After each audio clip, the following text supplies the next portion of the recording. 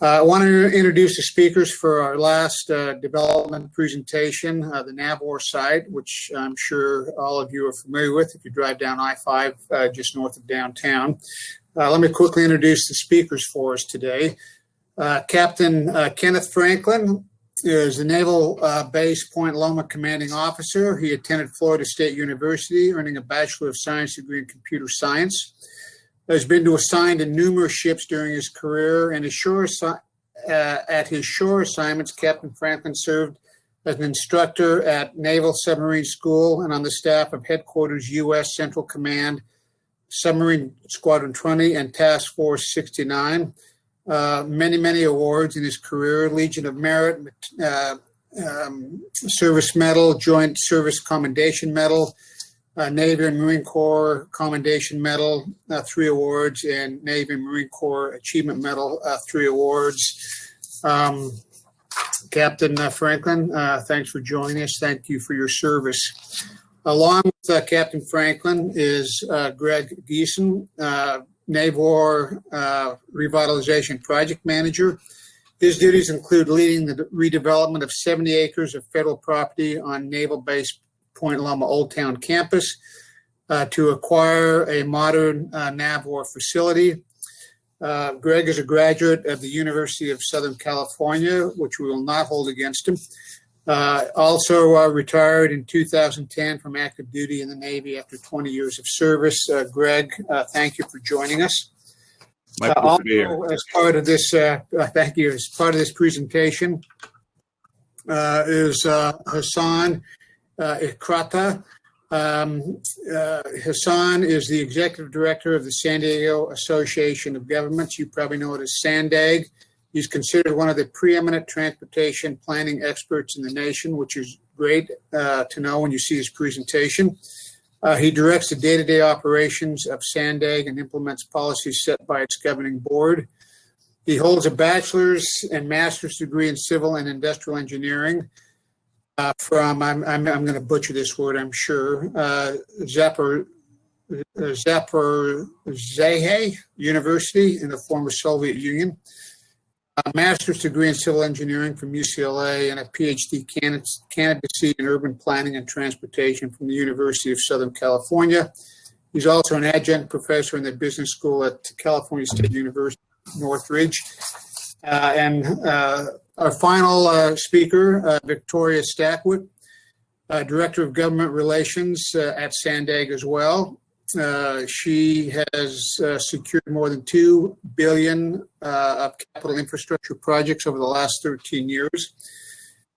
Previously, she worked as a top policy aide to members of Congress and in the House and the Senate.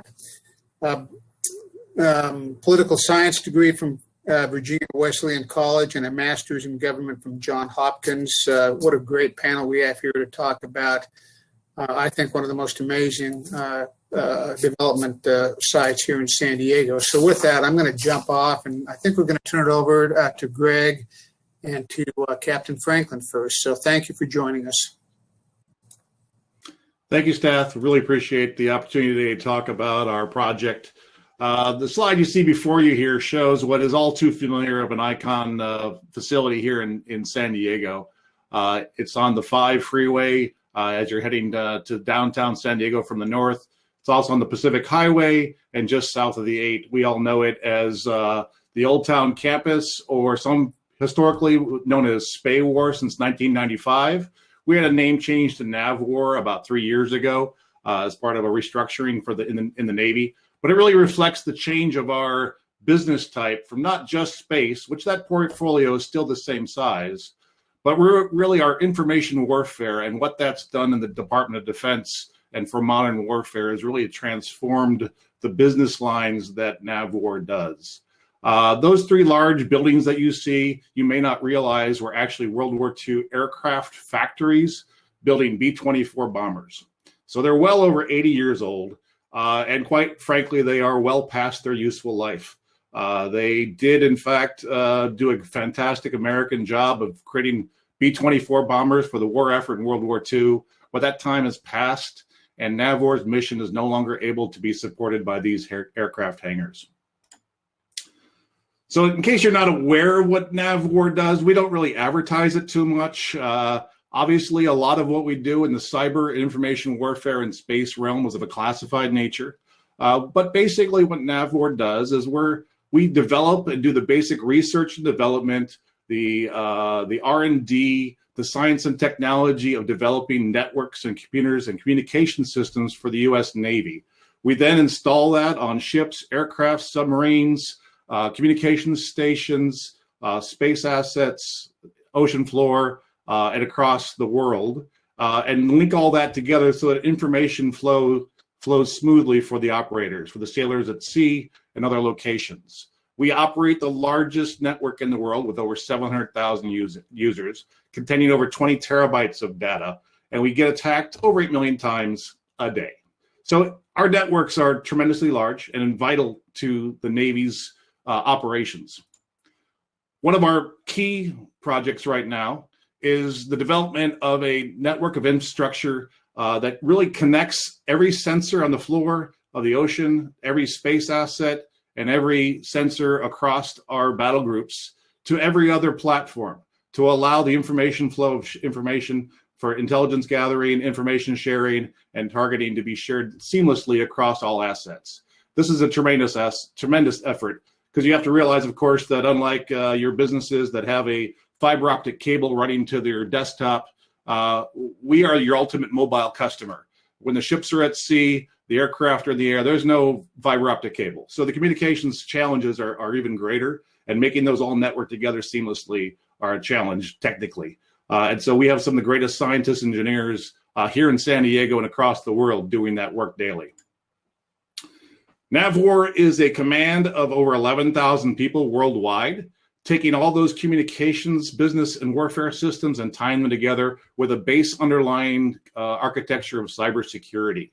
Of those 11,000 people worldwide, 5,000 of them are located here in San Diego because this is where our headquarters is. This is where our Admiral is, Admiral Small, along with our major national research laboratory out top of Point Loma. So a very large contingency of our 11,000 people are here in San Diego. And our budget last year was $9.4 billion. $7 billion of that went onto direct contracts with industry, and almost $2 billion of that to small businesses. We use the very agile small businesses who develop new technologies substantially. We all know San Diego is a military town, but sometimes we don't realize how much of a military town it really is. 20% of the regional product is generated by the military in San Diego. 20% of all jobs, or actually 23% of all jobs, are created as a result of the military in San Diego. It's the largest concentration of military in the United States, with 1/4 of all Marines located here, 3 aircraft carriers, nearly 60 ships, and that number is continuing to grow as the concentration is brought here to San Diego. It's an amazing center for military might, and it's really what provides a baseline stability to the San Diego economy. NAVWAR itself brings $800 million in wages and benefits to San Diego, and of our $9 billion in contracts every year, about little over $1.5 billion of that comes right to San Diego, with $500 million going to small businesses in San Diego. Of our 5,000 federal employees in San Diego, additionally, the second order effect of those jobs is about 30,000 jobs created in San Diego, with 50% of all the cybersecurity jobs across San Diego located at NAVWAR. Now, the site I mentioned is one we're all very familiar with, just past the airport, along the 5 freeway, just south of the 8, bordered by Pacific Highway. We know it as the Old Town Campus. It's actually 2 physical sites. One is 50 acres and one is 20 acres. And those sites were originally developed in 1941 as World War II aircraft factories for the B-24 bombers. This entire area is known as the Midway Pacific Highway District, and there recently was a community plan that was approved by the city and developed by the Midway Pacific Highway Community Planning Group that really transforms the area in and around us. And that group we worked very closely with over the last several years to help ensure that what we do here is a catalyst for the growth of what the community wants in and around the area and provides the economic benefit and growth to the area. So that's really what we're here to talk about today. And I'm honored to have with me the commanding officer of Naval Base Point Loma, who is the person who actually owns the land and is the CEO of the facilities, not just this 2 pieces of land, but the entire Naval Base Point Loma architecture structure out on Point Loma. Captain Franklin, great to have you on board. Hey, thanks, Greg, and thanks, Start, for having us, or staff, excuse me, for having us here today. It's a rare opportunity that I get an opportunity to kind of be a cheerleader for what the Navy's doing. Like Greg said, I wish I did own the property. I personally don't own the property. Naval Base Point Loma, it is Navy property here at the Old Town Campus Complex, just over 70.5 acres. Just go back to Start real quick. Again, thank you, staff, for having us. I'm going to assume by your lack of comment that you are going to hold it against me that I went to Florida State University. So I'm going to apologize in advance for that. We can deal with that separately during the private chat rooms. With respect to the Old Town Complex here, as Greg mentioned, much like myself, getting up there in age, these facilities have seen better days. If you can go to the next slide there, Greg.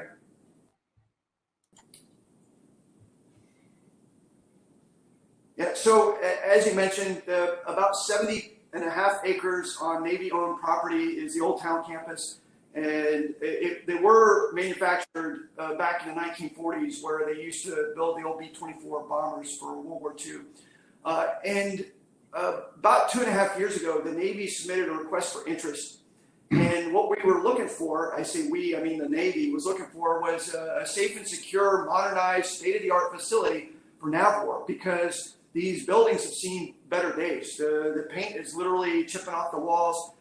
When it does rain, and it's a beautiful day in San Diego, I'm having to, I'm new to the San Diego area, mostly East Coast. I've been in the Navy for over 30 years, and I'm having to recalibrate my definition of rain, what you guys call rain here in San Diego. But when it does rain, it does cause problems. It does affect the environment there at NAVWAR, and we're really talking about the safety and security of the personnel and the equipment within. And so in many cases, there's an open laydown storage in these big warehouses, but in other cases, they've had to develop a building within a building because it's just not really suited to support what NAVWAR's growing mission has become. And so the end state, or the goal of the Navy here, is ultimately to have a state-of-the-art facility that is a hub for technical development for NAVWAR. And this is going to support the premier Center for Cyber Warfare for NAVWAR. But also in conjunction with that, what the Navy wants to do is not only provide a state-of-the-art facility for NAVWAR, but also something that supports the community here in San Diego. Next slide, Greg.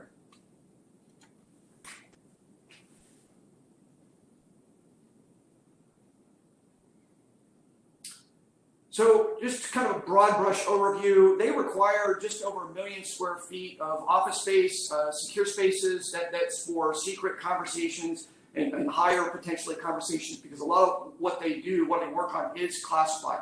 And they do need to hold briefs and updates in controlled spaces.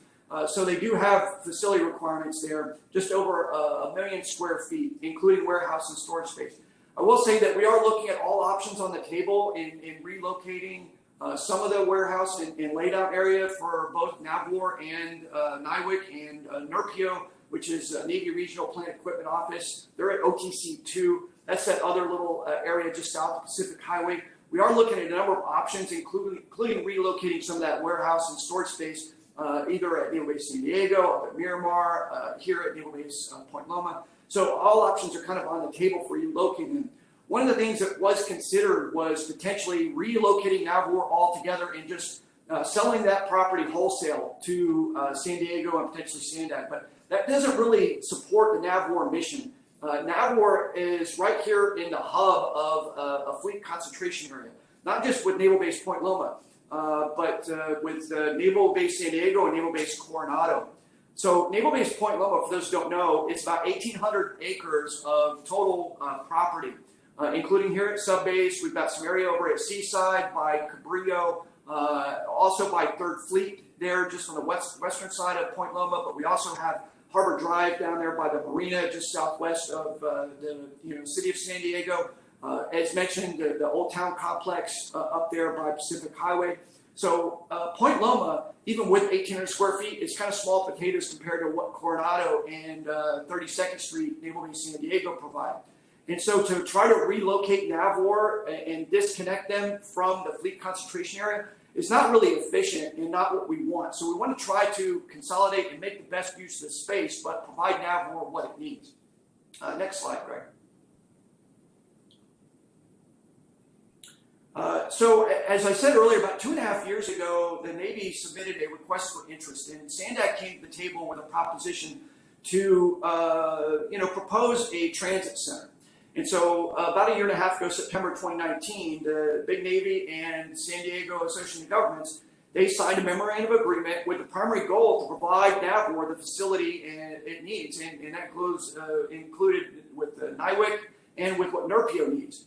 And this memorandum of agreement allows for, it's a collaborative effort, exchange of information. It's non-binding, but it is a memorandum of agreement that we're going to work together towards a common end state that NAVWAR is going to get what it needs, and maybe San Diego, the community, gets what it needs as well. And so that initial agreement was just the kind of the bare bones framework for starting those discussions. And then in January of last year, just over a year ago, they followed up with a agreement that further defined the key events and milestones that we want to work towards those common goals, including a potential transit hub at Old Town Complex. But all that said, we're going to continue to explore alternatives. Like I said, all options are on the table, but we still want to meet all the applicable requirements. Next slide.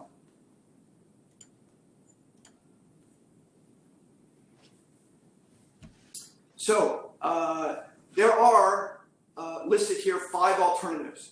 I say 6 alternatives because there is a 6th alternative, which, Ken Franklin's perspective is that the last alternative, the no action alternative, that's status quo. That's continue doing business as usual. NAVWAR does not get a new facility. We don't get a mobile, transit hub here in San Diego, and we just keep on doing what we're doing.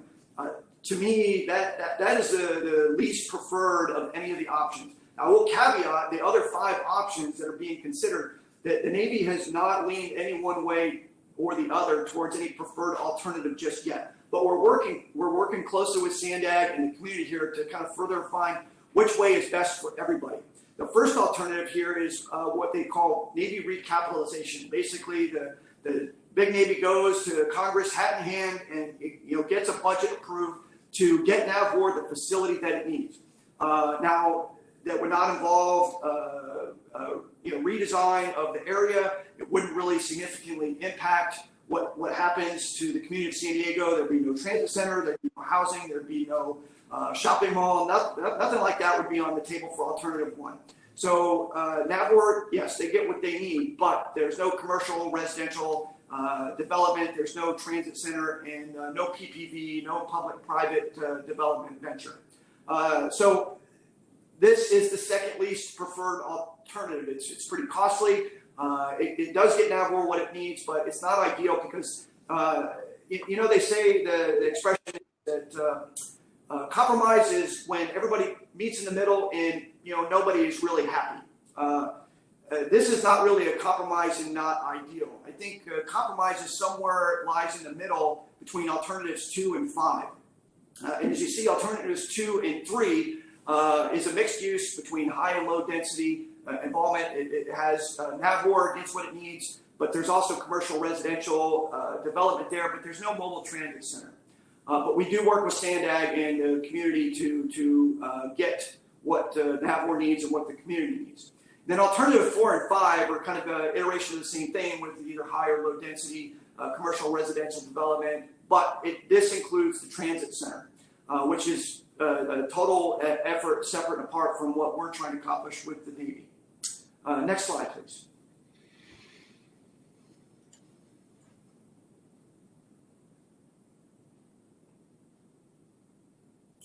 So as part of this effort, the entire team with SANDAG, NAVWAR, Big Navy, and the community of San Diego, they are conducting what's called an environmental impact statement.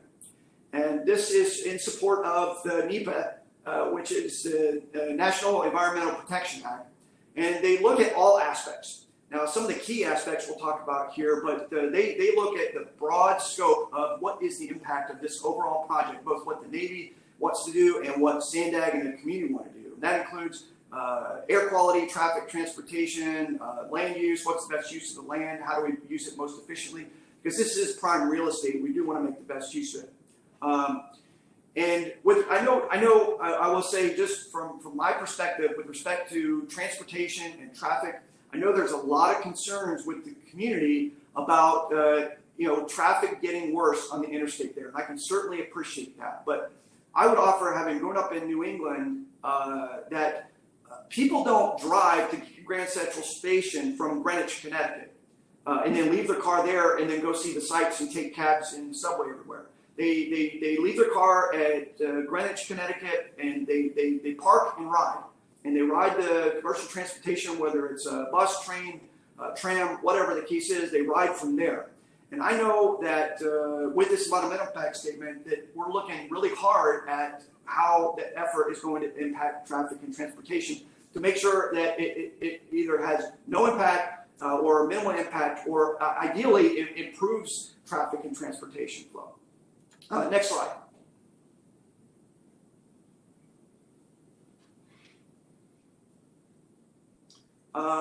And some of the other key aspects of what we're looking at in this environmental impact statement is the cumulative impacts. What is the overall impact to the economy? What is the overall impact to the city of San Diego? Is it making better or worse? But they also keep in mind that, hey, how's this going to impact visual resources? What's the sightline going to look like for people up on the hillside there and looking down the bay, and vice versa, people looking up on the bay? What's it going to look like to them? And you may see a lot of conceptual drawings of what the transit center and what the PPV venture might look like with both commercial and the real estate development there. But all those are still in the very, very nascent stages of development, and nothing's been decided yet. And also part of that is the cultural and historic resources. As Greg mentioned, these are circa 1940 buildings that there's a lot of history there. And we want to try to not necessarily preserve the entire site, but make sure that we're keeping that in mind as we get into the construction phase. Next slide.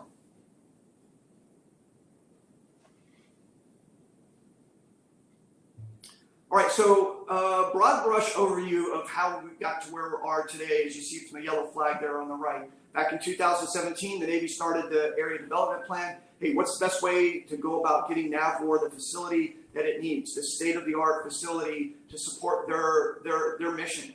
And as I mentioned, back in September of 18, the Navy submitted a request for interest, and SANDAG came to the table, signed that cooperation memorandum of agreement in September of 2019. And then early last year, we started that environmental impact statement, the environmental analysis that I spoke about. February of last year, they did the public scoping period. So initially taking inputs from the community of San Diego. We got a lot of really great inputs, and we appreciate that. We're looking forward to getting similar inputs during the next public comment period. So with respect to the EIS, the draft EIS is just about 95% complete. Very, very close, and we're in the red zone right now, just just a few yards away from the end zone, and making a decision on how we're going to proceed going forward. That draft EIS, we're very close to releasing that to the public. That should come up here in late spring, early summer, here in the next couple months. So very excited about that. Once that's released, it will be publicly disseminated, widely, broadly available for everybody to review and comment on. There will be a 60-day public comment period, open for discussion, open to feedback. And I will tell you that from the Navy's perspective, we want a robust dialogue with the community. We want to know what the community thinks. The Navy doesn't want to get hung up in litigation, and then we're stalled out for 10, 15, 20 years, like similar projects that the Navy's tried to get involved with. The bureaucracy is tough enough in getting the funding for something like this. We don't want to get hung up in litigation and having to try and appease everybody. During that public comment period, what the Navy's looking for is like, hey, did we cover all the bases? In this environmental impact statement, did we take an accurate look at how it's going to impact the community, or did we miss something? We're not really looking for new ideas. NAVWAR and SANDAG and the big Navy is not really looking for new ideas. And hey, what you guys should really do is build a high-speed rail system like what they have in Paris or in Italy. That's not really, at this point, that we're kind of well past that. And we're really looking to see, hey, with all of the environmental analysis that we've done, was that adequate or did we miss something? And so that's what we're looking for, is a robust dialogue with the community and getting your feedback. And we value that feedback in going forward. So after that 60-day public comment period, later this year in the fall, and all this is very TBD, and that's why I'm giving kind of squishy dates there. We'll put out the final environmental impact statement, and then the Navy, way above my pay grade, the Naval will issue a record of decision on which way it's going to go forward. And it will be one of those 6 options. If the Navy decides it's just cost prohibitive, it's not worth it, we'll just status quo, then that no alternative action is what they'll go with. And I said at the beginning, that is not ideal. It doesn't really get NAVWAR what it needs. And for sake of argument, I would offer it doesn't really get the community the best use of that property, as we kind of talked about earlier. And how you can get involved is be part of that public comment period, how the community can get involved. And as Greg has so kindly put at the bottom of all these slides, that www.navwar-revitalization.com, you can go there to that website, and there's a lot of frequently asked questions, and a lot of your questions are probably already answered there. And it's open to the public. There's no cap card or special ID or special account required. It's open to all, and we welcome your feedback and welcome your questions. And with that, I'll turn it back over to Greg. Thank you, Captain. Our next speakers will be the signers of the agreement with the Secretary of the Navy, Hassan and Victoria, whom we're working closely with, sharing information about our project so they can make their best approach to the public. Hassan, Victoria? Thank you. Thank you, Captain Franklin, Greg. Appreciate your partnership, and I appreciate the presentation, great presentation. Before I introduce Victoria, I just a couple of things for the audiences here. I came here to San Diego a bit over 2 years, and my goal was from the beginning to reimagine the future of transportation system in San Diego. And part of that reimagining is to allow San Diegans to dream, and to us, the civic leadership, to make sure these dreams come true. And so we're remaking the future transportation system. And one of the 30 transportation hubs that we're planning around the region, the Central Mobility Hub is the largest. And let me make it very clear. This is, I've been in this business for 30 years. I worked in LA most of those years. This is by far the largest undertaking I ever done in my career. And San Diego is a perfect place for that. I'm going to repeat what Mayor Gloria said. It's time for us to act like a big city. 2nd largest in California, 8th largest in the country. This project, when it's done, and when us and our partners from the Navy get to a point where we do it, is going to transform not only the 70 acres that the Navy owns, but the whole Midway from the sports arena to downtown Los Angeles. And what we're thinking about in scale here is we're thinking about a development that takes future mobility into account.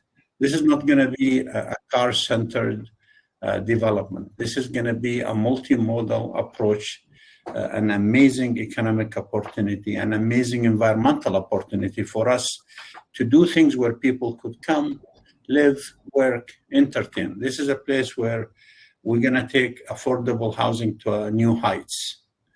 This is a place where not only from San Diego, from all over the nation and the world would come and say, we want to do what San Diego did. By far, this is very complicated. This is going to be very expensive, but I will tell you that there is nothing worth anything that's not complicated and expensive, and it's not going to take a long time. And I am really honored to be partnering with our Navy friends.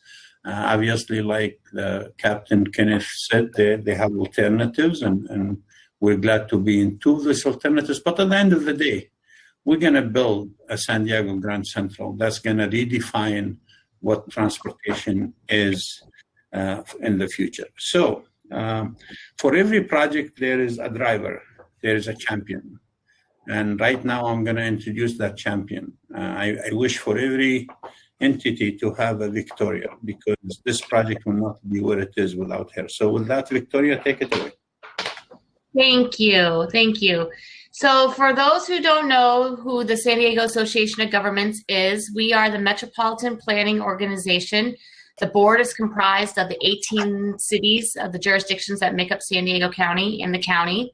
In addition, we have the military and the DoD, the Airport Authority, the Port of San Diego, MTS, NCTD, Mexico, and the Tribal Chairmen's Association, who also sit at our board.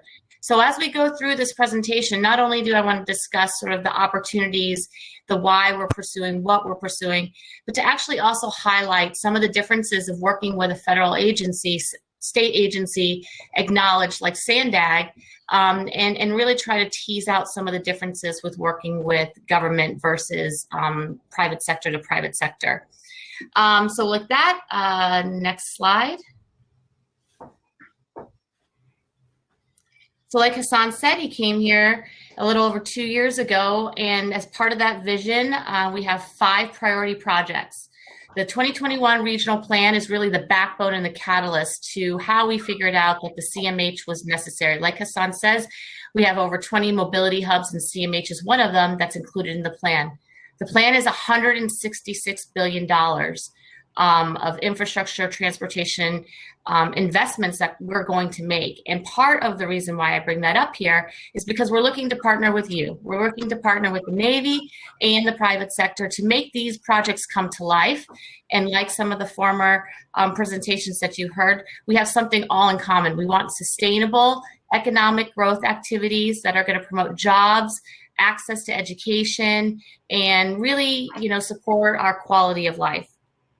So that's the regional plan. The other 4 projects include the Del Mar Bluffs and Losan, which is the Los Angeles to San Diego rail corridor, the Midcoast Trolley Project, which is a project that you probably see going up at UCSD and is crossing over the 5, the Central Mobility Hub, which we'll go into, and then Otay Mesa East, which is a federal port of entry that the agency is looking to work with the federal government to build.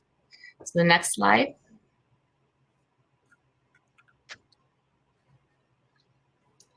Central Mobility Hub, what is it? This is a transportation intermodal center that will connect over 500 miles of planned rail throughout the region.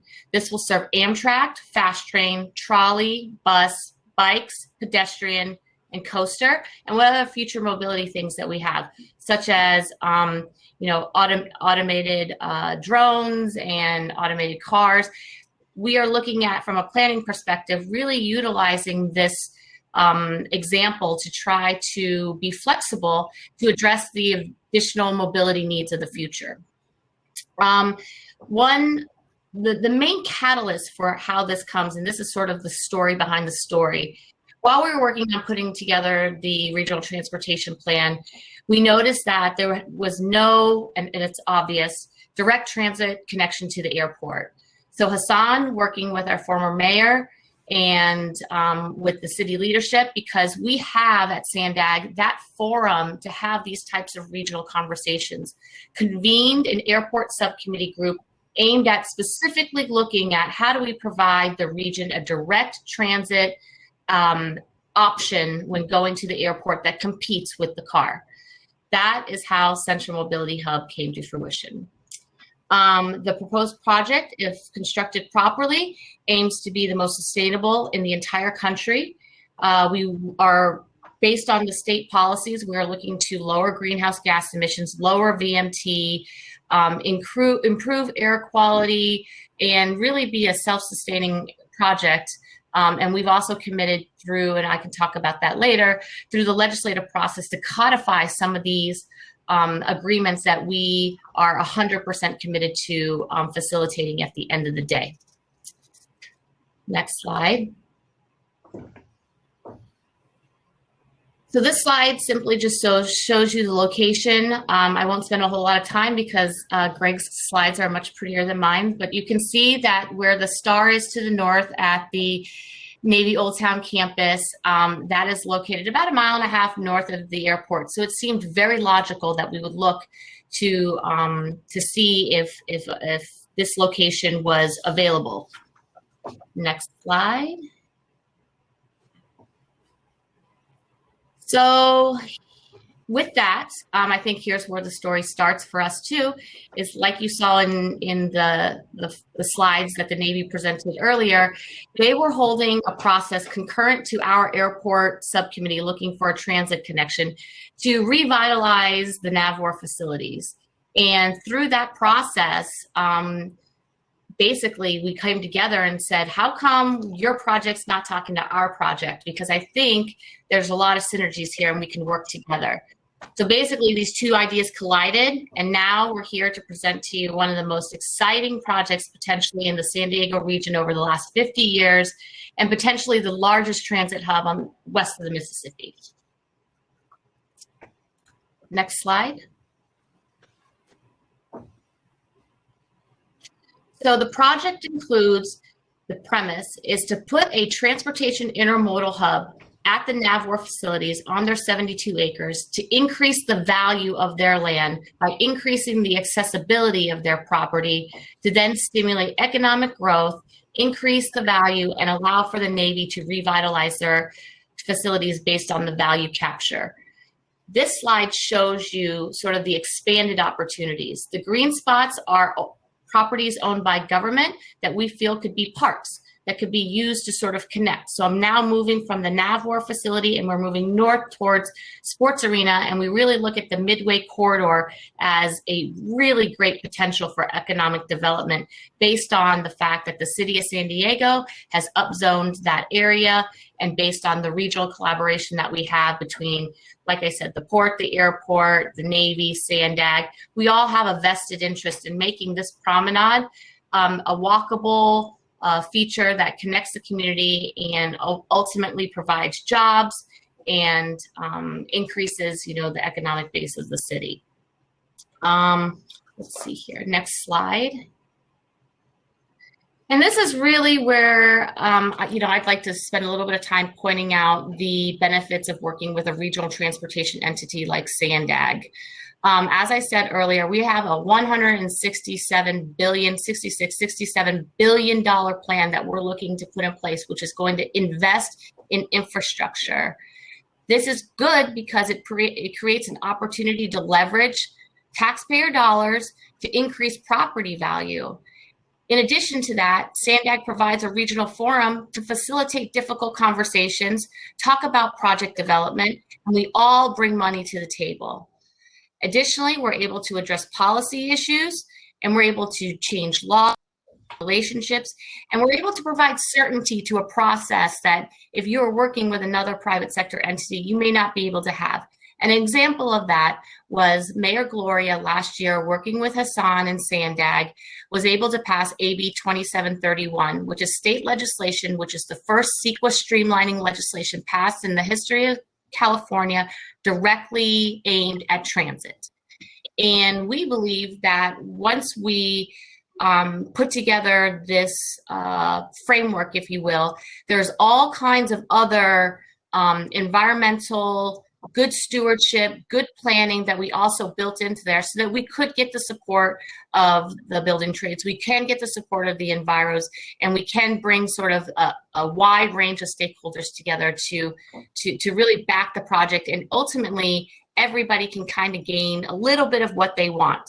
So for instance, not only does the 2731 have CEQA streamlining, but it also pre-negotiates carbon and the lowering of GHG. It allows for us to do LEED Platinum, and just really sort of codifies our environmental commitment to making sure that this project really takes hold of all of the different components out there that make these types of projects competitive. So the next slide, please. So again, I said in my second bullet, there's financing, and I'm sure there's some of you that are interested in this, but SANDAG as a regional transportation planning agency has access to Federal Transit Administration funds, Federal Highway funds, DOT, In addition to that, we believe that we have the ability to work with developers directly to be able to finance and look at construction loans and put together a lucrative package that would ultimately benefit those that are going to be involved. In addition, we're also looking, because of our collaborative forum that we have at SANDAG, at enhanced infrastructure financing districts. It's interesting because the federal property of NAVWAR is entitled to them. So currently it doesn't collect sales taxes. And so this would be a real benefit to then allow us to collect the funds and then put it back into projects that truly meet the public needs. In addition, we are looking at ballot measures and measure bonds, looking at Hassan's track record and what he was able to do in the LA region. We're looking to emulate that. And currently we have a local sales tax that's dedicated to building transit and highways throughout the region. And we're looking to expand that as well, because as our needs grow, we need to be able to have match and really be competitive as we go out to try to sell this project to the market. In addition, we're able to get TIFIA loans. And last but not least, we have railroad rehabilitation investment financing, which we're looking at, as you guys would consider, moving the tracks from Old Town so that they would align nicely into the CMH. And I should also note that when we talk about the Central Mobility Hub, we're not just isolating ourselves to that 72 acres. We're looking at direct transit or direct highway connections from the I-5. We're looking at increasing the pedestrian walkability and creating a promenade. We're looking at providing access to the airport with a transit connection that actually makes sense so that it can hit and get you to the terminals as quickly as possible. We're looking at streets and roads. If those who live in the San Diego region, if you're trying to get out of town on Grape, Sassafras, or Hawthorne at 5 o'clock when the county buildings let out, it's difficult. We need to redo those local streets and roads. And that's where SANDAG can come in. We can play for that type of mitigation to help offset some of these costs. So I think it really brings an innovative approach to some of the real estate, components and mechanisms that you are traditionally looking at.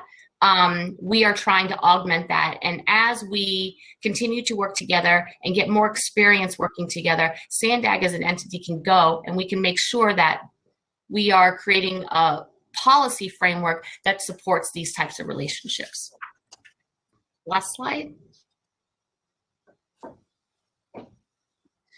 So as we were speaking, everybody's kind of has these, loose dates, but we are going to begin the Central Mobility Hub environmental clearance next month.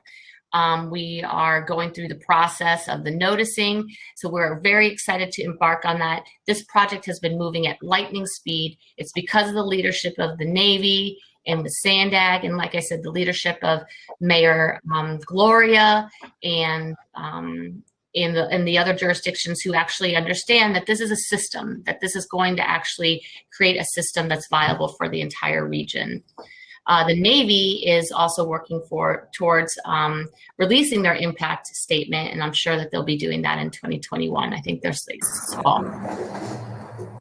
So in conclusion, we have an unprecedented opportunity to partner with the Navy to ensure that we are able to provide them state-of-the-art facilities by adding a Central Mobility Hub to the 72 acres to revitalize, increase the value of the property, and ultimately revitalize the entire Midway Pacific area. So I'm happy to answer any questions that you have now.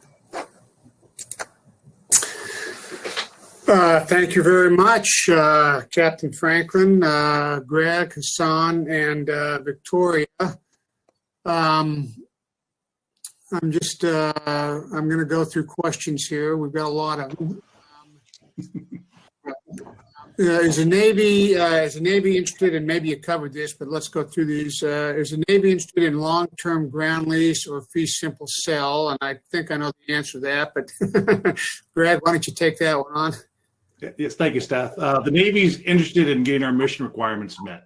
So that's not a direct way to answer the question, but whatever comes out of a process that gets us to an agreement with a developer or with SANDAG that allows us to meet our mission requirements, that's our goal. So whether that's a fee simple sale, an exchange in kind, an enhanced use lease, all those options are on the table until we see what is available. Let me just jump here. Another question. Are there plans to expand the NAVWAR unit, create more of these high-wage technical jobs? What does that look like for the future of NAVWAR in San Diego? NAVWAR is expanding. It has continued to expand over the last 10 years. We did a look back and saw that we, depending on what area you look at, anywhere between 3 to 7% growth across our business lines is what's happening today. Not planned for the future, it's what's happening today. The cyber and information warfare areas of the military are in high demand, as we all know, as we see it in the news every day. The amount of adversaries trying to get into our technology and take our ideas, our thoughts, and our intelligence away from us happens daily. And NAVWAR is a critical node in protecting the defense information that we have. And so that's a very strong growth area. The technology that goes along with that is a very technical, high-paying, engineering-focused business line. Thank you. Will SANDAG be working with Brookfield Property to integrate the Midway District and its redevelopment plan with the sports arena area to the central mobility hub? And you may have spoken to that, Victoria, but if you want to expand on that. Sure. There's tremendous opportunities that we have with the CMH. And I think to answer your question, bluntly, yes, we're talking to them. And we're looking to see what they're trying to facilitate on the sports arena property. And we're also trying to read, what does the community want? But I think ultimately there's no doubt that we need to connect these areas because, currently right now, as you've seen it, Rosecrans doesn't actually go all the way down, and Pacific Highway isn't directly connected either. So that local streets and roads component is something that SANDAG's committed to. But I'll let Hassan answer too. Sure. And this is the comment about the Midway area, which is about 1,200 acres from the sports arena to downtown. Right now, it's pretty much have no infrastructure whatsoever. If you don't know San Diego very well, like myself, and you're in one place, you can get to the other with ease.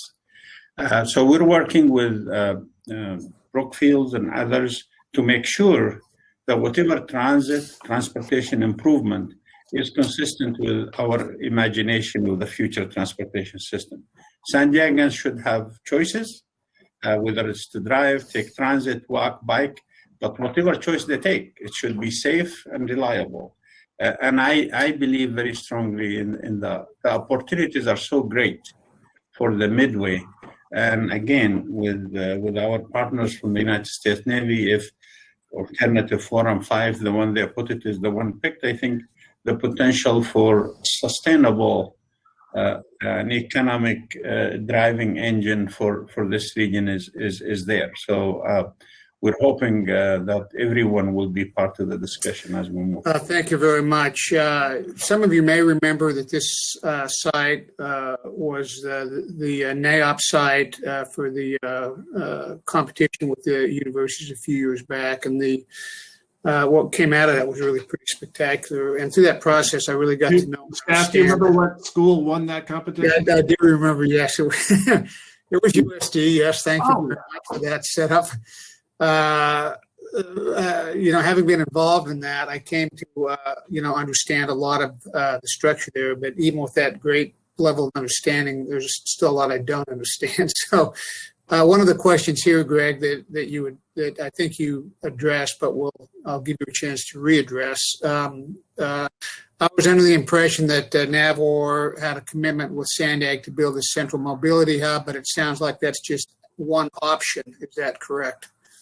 That is correct. We have in our EIS process that we started over a year and a half ago, there, as the captain well articulated, there's 5 specific alternatives. 2 of those 5 include a central mobility hub. And so we did an analysis of the full range of options, and that's really the 16 areas that we studied over the last 18 months, 2 years, to look at the environmental impact of any of those decisions. And that's what we're coming through right now, is going to bring that back to the public in the summer and say, okay, we've heard you. We studied 16 specific areas with lots of engineers and architects and subject matter experts, environmental specialists, to really look at these alternatives and come back and present the analysis back to the public. And we're looking back to hear from the public, and is that analysis sufficient? Is that what you wanted? Is that what you wanted us to hear? And we want to hear what their thoughts are on that process. And then with that same time period, we're working very closely with SANDAG to provide them the information that they need to make some decisions and to present their case to the public as well. So that's really what the sharing agreements are about, is allowing us from federal government to local government level to share information and help bring together the thoughts so they have all the ideas that they need so they can really present their case. And then we'll go to the public with that, and then the public has a chance to decide. Staff, if I may add to what Greg just said, and I agree with everything he said. I want people to leave no doubt whatsoever that this region deserves a central mobility hub. And right now, we hope it is at NAVWAR, but that's one of the alternatives, and the process is going to move forward. But there's no question about this whole area needs a remake of the transportation infrastructure, which barely exists today. And I would say, like Greg said, the process is we have alternatives. We're going to pick alternative, but whatever this alternative is, the region will have San Diego Grand Central that connect all the rail or the existing and future. And let me just say, this is a facility that located on what we call the Los Angeles corridor, the San Diego to San Luis Obispo, and that corridor is the second busiest in the nation after the Northeast. People do hard to believe that, but we have the second busiest corridor in the country here. This corridor have a national significance.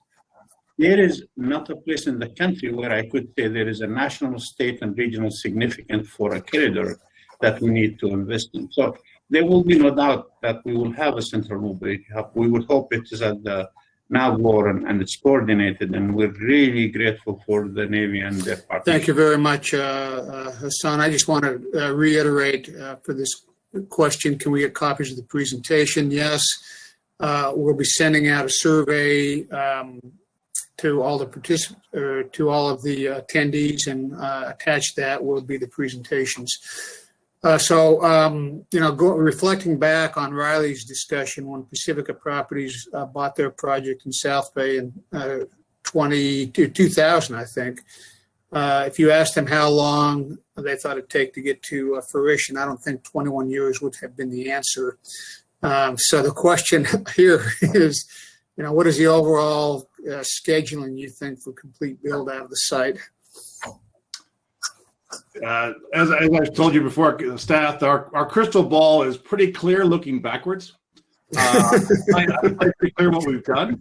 I can even tell you where we are. And I can look about 6 months into the future and tell you that we hope to get to the completion of our public comment period by the end of the summer, and then begin our final EIS and release that by the end of the year. And then go to a record of decision, which is the last step of the EIS process that really controls the floodgate of what happens next. Once I pass that record of decision, there's many alternatives available. And that's part of the process, determining which of those alternatives we're going to follow. And so from that, you could see a request for proposals going out, a request for qualifications, an engagement with industry. It could be led by SANDAG. It could be led by the Navy. We really won't know until we see what those alternatives give us. But we would expect that probably to happen in the 22 timeframe, at least that process to start. Those processes of a project this size to take it 12 months to a year, 12 months to a year, a year to 18 months to go through that process of engaging with industry and developing those proposals, analyzing those proposals, which pushes you out another year or year and a half, and then a decision will be made at that point on which direction to go, and then you start the design and build process. So, as a real estate gentleman yourself, you know very well, much better than I do, of how long projects like this take. It's going to be some years yet until we get a move-in date, but we're talking years, not decades. Steph, and I would add to what Greg just said, this doesn't have to take forever, like mostly people say, well, if it's going to cost that much and it's going to take long, therefore forget it. And this is really, San Diego is famous for that. They great ideas, but I believe this project could move much faster than any project in the country, simply because Victoria mentioned we have a bill by then Assembly Member Todd Gloria, our mayor, our great mayor, that makes it really clear that we're serious. Victoria also mentioned that we expect Governor of California and all the administration to be absolutely a great partner to move things along. And we'll also expect locally, this is going to build many housing units, and many of them will be, a lot of it will be affordable. So yes, it's going to take time. But I am hoping that within, once the decisions are made, which alternative to take, that we will be environmentally cleared and 30% designed for whatever project we move forward. It's all depends, though. This is my final comment on this. Whether San Diego is going to say yay or no. Good. At the end of the day, San Diego is going to have to pay for this. And if they say yes, I think at SANDAG, we're, with our partners, we're more than ready to move this with a lightning speed. If they say no, well, that's their decision. But I think this is the greatest opportunity. Can I add one thing? Yes, One of thing. course. So this is a real estate conference. Where there's a will, there's a way. And there's no where there's no clear-cut path on a project of this size with the magnitude. I didn't even really go into the fact that, we're looking at over 9,000 housing units, like we're saying affordable, low, medium range. We're looking to set up the new community, the new place. We're looking for jobs. We're looking for really that sort of sense of community that we're trying to build there. But I would also turn it back to you. So if you have ideas, you have connections, we're looking for anchor tenants. We are looking for different approaches of what the Navy would like to see and how best to implement it. Give us a call. You know where SANDAG is. You know where Hassan's at. While we are in the conceptual stages and we're moving fast, it doesn't mean that, we have it all figured out. So please come to us with your big ideas. Great. I'm going to ask one last question. Go ahead, Greg. One of your guests, Nicholas, asked a question that kind of spring-loads off that, and I want to clarify, because we get this a lot, is, how do you, the question is, would you go with an alternative that includes more private development? Does that limit the Navy's use of the facilities? And I want to explain, just for clarity's sake, we're on the first floor of 70 acres right now. We are basically just sitting on the ground floor of all those buildings. And we need that land as long as we're on the first floor. But if we're able to modernize facilities and go into a modern structure that is vertical and allows us to have the synergies of being co-located in a vertical structure, we need a lot less land. And that's really what facilitates the ability to bring in the housing that we're talked about in the alternatives in the EIS. That is what really opens up the value of the land, is us getting into new facilities that are secure and modern and vertical in nature to allow the rest of the land to be developed. Thank you. I'm going to ask the last question. There were a lot of questions here, which is phenomenal, that we're not going to be able to get to, unfortunately. I think some of them probably can't be answered at this time. But the last question I'm going to ask for Victoria and Hassan, for what I'm going to call kind of the doubting Thomases out there.